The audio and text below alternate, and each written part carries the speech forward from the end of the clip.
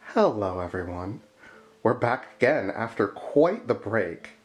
I'd like to apologize for taking so long, but I've been very busy, first with the holidays, and second with many new projects, as well as getting used to this new camera that I got over the holidays, that I'll be using to take more videos on tutorials, materials, tools, and other medieval and fantasy subjects.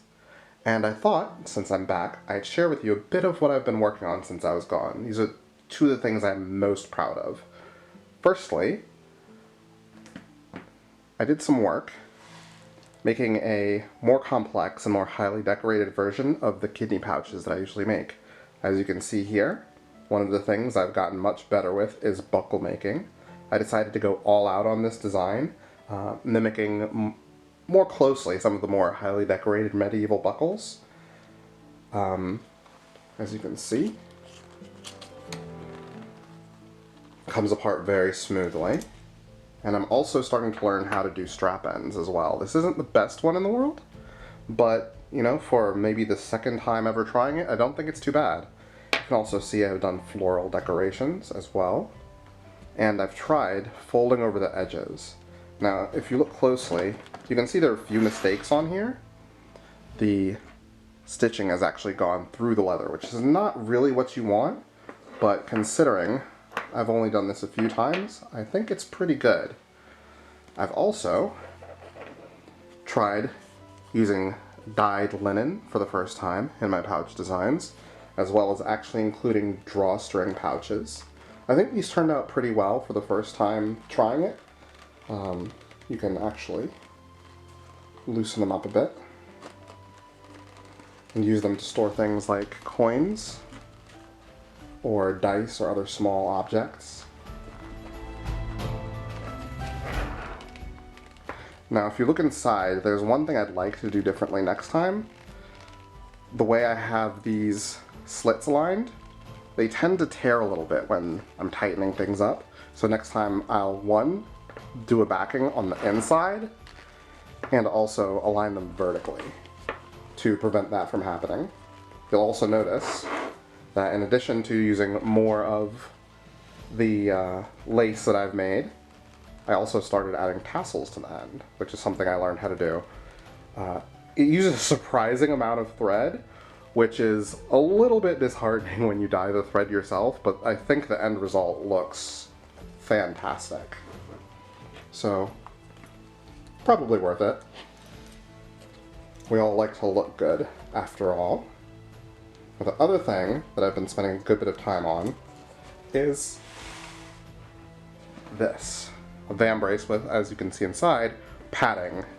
Normally armor that is more historically accurate wouldn't have padding put directly in the armor, but this is something that the client requested, and I saw it as a good opportunity to try to learn how to do padding for whenever I finally try making some arming clothes. So I use the same kind of techniques that I talked about in, if you've seen the Art of Wigs video, the Aragorn vambrace, except for this one, I did the padding all the piece and then sewed it in here at these edges. You can also see that I used the same buckle design. I'd like to come up with a few more, but this is a relatively easy one to do, which I'm actually hoping to show you guys how to do in the near future. You'll also see that I've riveted the buckles in place instead of stitching them, and I only have 2 straps. This is more historically accurate. When I first started making buckled vambraces, I would use 3 because that seemed like a good way to close up this middle. I always worried that it would spread apart. And also, you know, more buckles, more cool for those of us who grew up on Final Fantasy. But this is more closer to how things would have worked historically, and actually if you just watch the spacing between them, they actually work quite fine to have 2 straps instead of 3.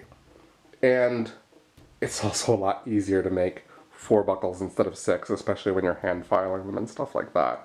So I can very much understand why our medieval predecessors would have only done 2 buckles. But I'm very happy with how these have turned out. I'm definitely looking forward to doing more things like this in the future, and I'm also looking forward to getting back to doing more videos, more tutorials, more discussions of the kind of things I do and how you can do them too. In particular, I'm hoping to do a tutorial on how to do the cell phone cases I do.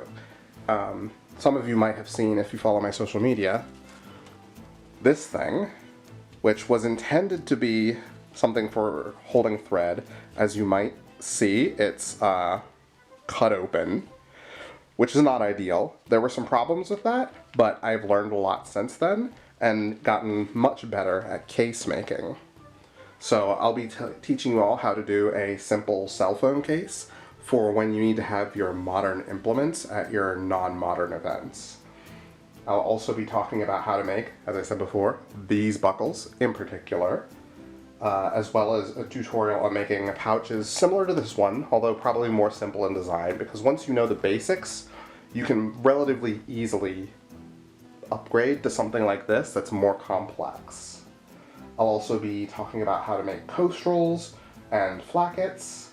I'll also be talking about materials and tools again, so you'll be learning about things like leather thickness, leather finish, that sort of green substance that I use to finish off the product and make it look good, as well as how to do iron and walnut dye and how to take care of the leather after you have dyed them those natural colors.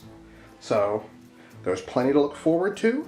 If you have any interest in any of that, then please consider liking these videos, subscribing to the channel, and if you can, even backing on Patreon. Patrons get to see videos a week before everyone else, and it's a great place to ask me questions and just generally get in touch with me. I'm also going to be looking into other things in the future, which, if they pan out, I'll be talking to you about in future videos. So, until then, stay safe and happy crafting.